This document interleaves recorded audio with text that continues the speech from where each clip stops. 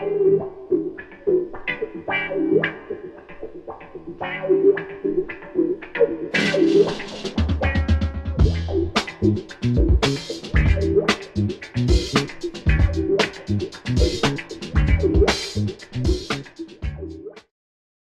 against granting license to foreigners. Man, dude, shut up! Filming the project.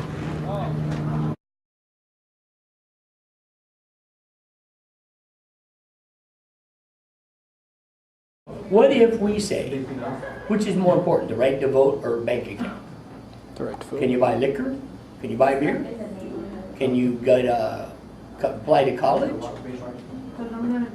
So if it's unjust to say you have to have a driver's license or a state-issued ID to vote, how come you have a state ID to get a driver's license? How come you have a state ID to go to college?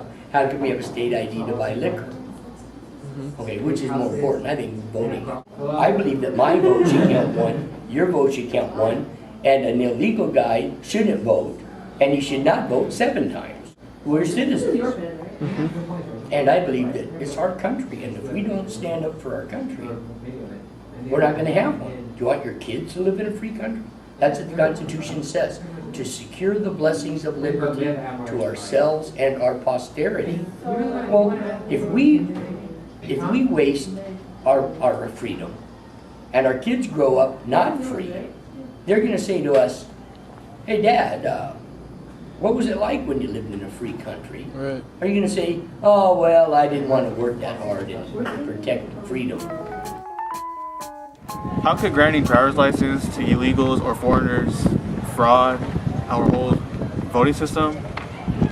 Well, in 2003, a paper written by David C. Ernest, a graduate from George Washington University, surveyed a practice of voting rights,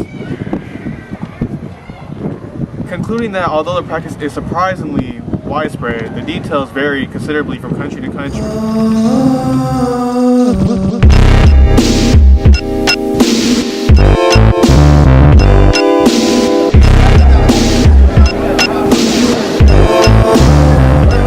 In the 2010 presidential election, 1/3 of military personnel were allowed to vote overseas. 2/3 were unable to due to not receiving their ballots in time. The reason the voting age was lowered from 21 to 18 is because 18 was the draft age in 1972 when Vietnam was happening. That's a reason. You're going off to fight and die for your country. Yes, you should be able to vote at 18. If that's going to be your logic. Again, I would still raise it back to 21. I would never lower the draft age. But just because your parents sign off for you to join the military does not mean that should supersede the law that says 18. Personally, if there's going to be a delay for the military vote, I always vote by mail. Always. For me, it just makes more sense. Military vote is almost the exact same thing. You're voting, and your votes are not counted the day the election happens. The same with absentee ballots. Now, in California, something like 30% of the people in California vote absentee. 10 states requested a 45-day extension on absentee ballots to count the votes from the Department of Defense. 5 of those states received those. I believe that the military sacrifices, willingly offers their lives to be sacrificed to protect everybody's right to vote. The argument is since 17-year-olds can start, with their parents' approval, can sign up for the military. They feel, these organizations feel that they should receive the opportunity to vote at 17 because of that fact. If military, not anybody else, I would agree. In fact, I will do you one better. I believe the military, anyone in the military should have all the rights of a 21-year-old. They're overseas. They shouldn't be here. They don't get to vote. Sorry. You're over there protecting my ass from other people. Vote electronically. It'd be so much easier. If some of the ballots or the things on measures that were being passed were going to affect teenagers, that was directly going to impact their lives, yeah, I think that they would jump on it. they would be ready to start voting and say, no, we want this or we don't want that. 18-year-olds are just entering the adult world, and I recall the hot issue when I was 18 was the draft, and that was definitely going to affect me because, I wanted to have a right to say no, but if there was a draft to say they don't care what you think, you're 18, you're going to Vietnam, then that was an issue. In general, a 16-year-old will vote the way their parents want them to. There's a lot of issues that could be on the table right now, especially education. That's a hot item right now, and I think all high school teenagers should be aware of what's on the table right now, because they're definitely affected.